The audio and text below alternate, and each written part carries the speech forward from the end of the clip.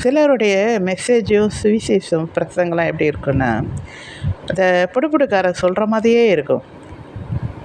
இது வரைக்கும் நடக்காத காரியங்கள் எல்லாம் நடக்கும். உன் பிரச்சனைகள் அனைத்தும் மாறி போகிறது.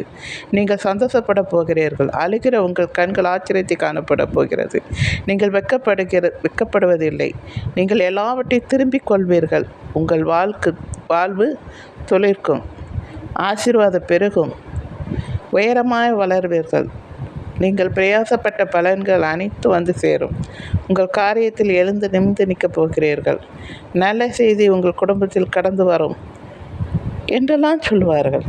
அவங்க தலைப்பெல்லாம் பார்த்தா இப்படி தான் இருக்கும். எனக்கு இதெல்லாம் பார்க்கும்போது ஏதோ ஒரு புடுப்புடுக்காரன் சொல்லுவாங்க பார்த்தீங்களா, நல்ல காலம் பிறக்குது, நல்ல காலம் பிறக்குது, உங்கள் வீட்டில் இப்படி நடக்க போகிறது, இப்படி நடக்க போகிறது அப்படின்ற மாதிரியே இருக்கும். எனக்கு அன்பானவர்களே, ஊழியத்திலே நம்ம சத்தியத்தை சத்தியமாய் சொல்ல வேண்டும். இப்போது ரெட்டிப்பான ஆசீர்வாதம் பெற்றுக்கொள்வீர்கள் என்றால் நாம் எப்படி இருக்கணும்? யோபு போல் இருக்கணும்.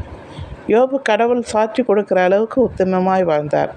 கடவுள் என்ன சாட்சி கொடுத்தார்? உத்தமனாய் நடத்தி நீடியை நடப்பித்து மனதார சத்தியத்தை பேசுகிறவனை இவனை போல பூமியில் ஒருவனும் இல்லை என்று சொல்லுகிற அளவுக்கு யோபு உண்மையாய் வாழ்ந்தார், உத்தமமாய் வாழ்ந்தார். அவர் எல்லாவற்றிலும் சோதனைன்னா அவரை மேலே யாருமே வந்ததில்லை. சொத்துகள் போனது, அத்தனை பிள்ளைகள் மரித்து போனார்கள், வியாதி வந்தது, பருக்கள் வந்து அவன் சுரட்டை எடுத்து சுரண்டிக்கிட்டே இருக்கான், ரத்தமும் சீலும் அப்படியே உடம்புல வருது. சாம்பலில் போய் உட்காந்துட்டு கத்தர் கொடுத்த கத்தர் எடுத்த கத்தருடைய நாமத்துக்கு ஸ்தோத்திரம் உண்டாவதாக என்று சொல்கிறார்.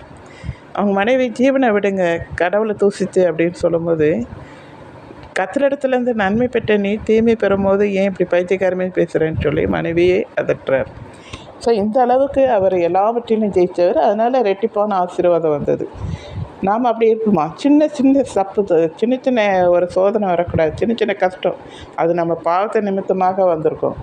அதுக்கு ஆண்டவர் சோதிக்கிறார். ஆண்டவர் என்னை கைவிட்டார் என்று ஆண்டவரை திட்டுவோம். ஆனால் யோபு அப்படி கிடையாது. அவருக்கு ரெட்டிப்பான ஆசீர்வாதம் வந்துச்சுன்னா அவர் எப்படி வாழ்ந்தார் என்றதை நம்ம யோசிக்கணும்.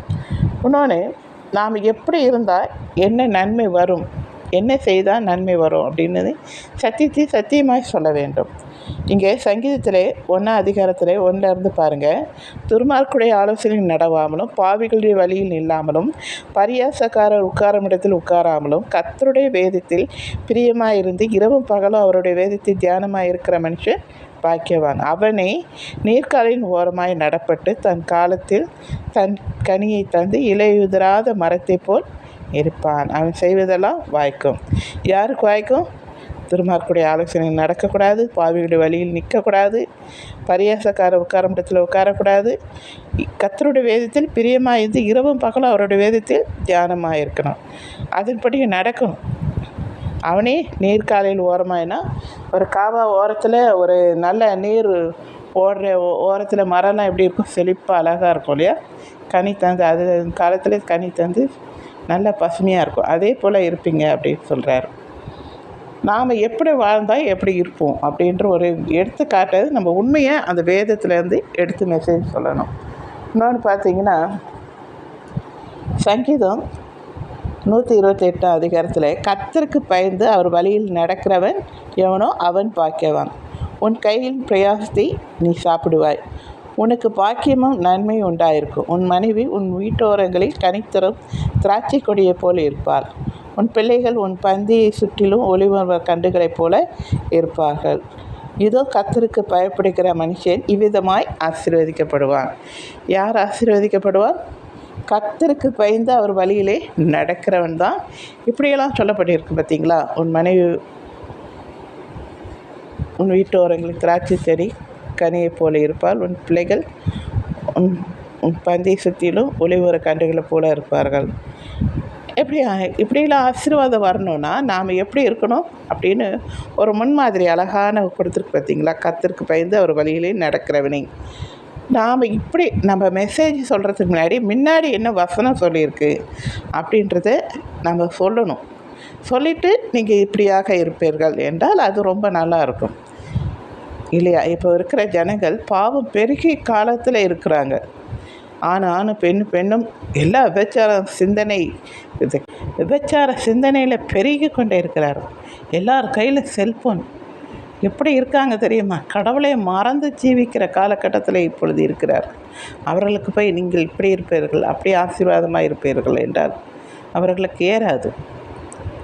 அவர்களுக்கு என்ன நடந்தால் எப்படி சொல்லணும், அதாவது நீங்கள் இப்படி நடந்தால் தான் இப்படி ஆசீர்வாதம் கிடைக்கும், ஆண்டவருடைய 10 கட்டளை செய்தால் தான் நீங்கள் போகிலும் வரைகிலும் ஆசீர்வாதமாக இருப்பீங்க, நீங்கள் செய்ய தொழில் ஆசீர்வாதமாக இருக்கும்.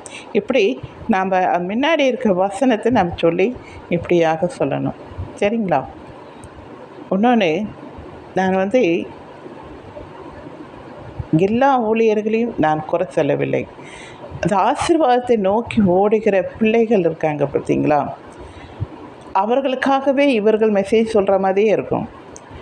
அதை பைபிளாக நீங்கள் சத்தியத்தை சத்தியமாக சொல்லுங்கள் அப்படின்னு நான் சொல்கிறேன். பாவத்தின் சம்பளம் மரணம்தான். அது எப்படி ஆசீர்வாதமாக மாறும்? பரலோகம் எப்படி கிடைக்கும்? அதை கரெக்டாக சொல்ல வேண்டும். நீங்கள் பாவம் செய்தால் இப்படி தான் இருப்பீர்கள் என்பதை சொல்ல வேண்டும். கனி கொடுக்காத மரம்லாம் அக்கினியிலே சுட்டெரிக்கப்படும், கடைசி காலத்தில் நரகம் என்று இருக்கும் என்பதை சொல்ல வேண்டும். சரிங்களா? ஜனங்களை, நீங்களும் சத்தியத்தை சத்தியமாய் கேளுங்கள். பொய்யான உபதேசத்துக்கு, கள்ள போதகத்துக்கு விலகி ஓடுங்கள். சரிங்களா? தேங்க்யூ.